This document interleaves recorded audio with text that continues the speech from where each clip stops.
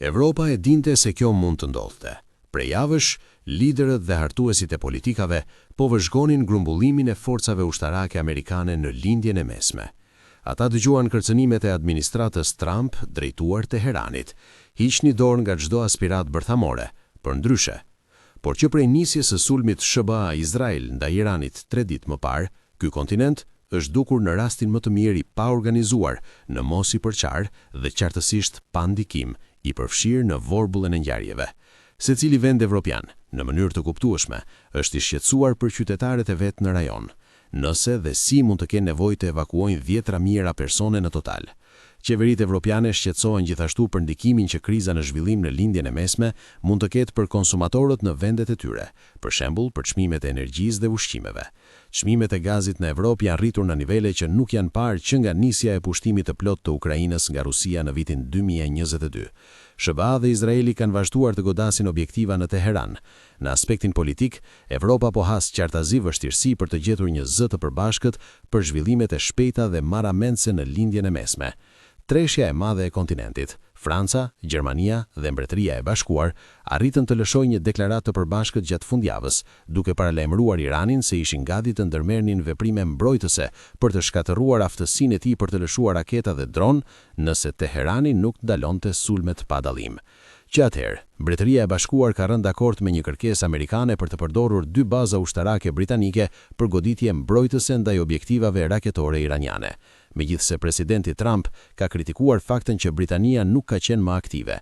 Franca po forcon praninë e saj në lindjen e mesme, pasi një goditje iraniane preku një bazë franceze në Emiratet e Bashkuara Arabe, ndërsa Gjermania thot se ushtarët e saj mbeten të gatshëm për masa mbrojtëse nëse sulmohen, por nuk po planifikohet asgjë përtej kësaj. Të 3 vendet u ndalën pa vënë në pikpirtje ligjshmërinë sipas të drejtës ndërkombëtare të sulmeve SBA Izrael. Vënia në dyshim të Washingtonit mungoi dukshëm edhe në serinë e postimeve që shefja e politikës së jashtme të BE-s, Kaja Kallas, ka publikuar. Një konsiderat kryesore për të gjithë këta lidera evropian është të mos tjetërsojnë Donald Trump. Ata shpresojnë me dëshpërim që ngjarjet në lindjen e mesme të mos bëhen një tjetër shpërqendrim për presidentin amerikan, duke e penguar sërish të angazhohet për të gjetur një zgjidhje të qëndrueshme për një konflikt tjetër, këtë herë në kontinentin e tyre, Ukrainën. Por a e turbullon situatën shmangja e disa fuqive kryesore evropiane për të komentuar ligjshmërinë e veprimeve të fundit amerikane në Iran apo Venezuela për shembull? Ato shpesh thonë se kjo është një Evropë e vlerave të përbashkëta, që respekton një ordin ndërkombëtar të bazuar në rregulla, por cilat janë saktësisht këto rregulla? Kryeministri i Spanjës thotë se për të kjo është e qartë. Pedro Sánchez deklaroi në rrjetet sociale se mund të jesh kundër një regjimi të urryer, siç është rasti i regjimit iranian, dhe në një kohë të jesh kundër një interhyrie militare të pajustifikuar dhe rrezikshme jashtë ligjit ndërkombëtar. Një numër avionesh amerikan u larguan nga Spanja të hënën, pasi Madridi tha se bazat e tij nuk mund të përdoren për sulme ndaj Iranit. Ndërkohë, Bashkimi Evropian është dukur tërësisht i paorganizuar. Një deklaratë e ministrave të jashtëm të vendeve anëtare u ndal pa mbështetur ndryshimin e regjimit në Iran, ndërsa presidentja e Komisionit Evropian bëri pikërisht këtë të dielën. Një tranzicion i besueshëm në Iran është urgjentisht i nevojshëm, tha Ursula von der Leyen në një postim në rrjetet sociale. Kjo vërtet ishte një shfaqje e të folurit me një zë të vetëm. Megjithatë, ambicia e deklaruar e vendeve evropiane, brenda dhe jashtë BE-s, përfshirë Mbretërinë e Bashkuar, në këtë botë të re të trazirave të politikës së fuqive të mëdha, është të bashkëpunojnë më mirë në fusha me interes të përbashkët, para së gjithash në siguri dhe mbrojtje. Por pyetja është, a janë realisht të afta ta bëjnë këtë? Viti 2026 ka qenë një vit i trazirave, Venezuela, Grenlanda dhe Irani. Evropa përballet me një Rusi ekspansive në pragun e saj, një Kinë ekonomikisht agresive dhe një aleat gjithënjë e paparashikueshëm në Washington. Të hënën presidenti Macron anoncoi se Franca do të ndryshojë doktrinën e saj bërthamore dhe do të rrisë numrin e kokrave bërthamore përse, siç tha ai, konkurrentët tanë kanë evoluar, ashtu si edhe partnerët tanë. Rusia ka arsenalin më të madh bërthamor në botë.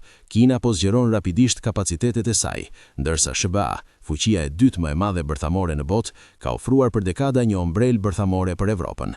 por ndryshimi i prioriteteve në Washington i ka bërë evropianët nervoz. Suedia, Gjermania dhe Polonia janë drejtuar drejt për drejti Francës për të kërkuar një mbulim të gjerë evropian përtej mbrojtjes që ofrohet tashmë nga Mbretëria e Bashkuar, një vetmja fuqi tjetër bërthamore në Evropë.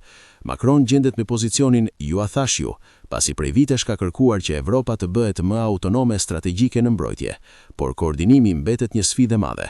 Prokurimi i armëve është një shembull i qartë, ndërsa SBA përdor rreth 30 sisteme të ndryshme armësh, Evropa ka 178 sisteme, shpesh të dyfishuara. I pa efekcion, shtrenjtë dhe ngadalt, ishte përfundimi i ashpër i presidentes së Parlamentit Evropian, Roberta Metsolas.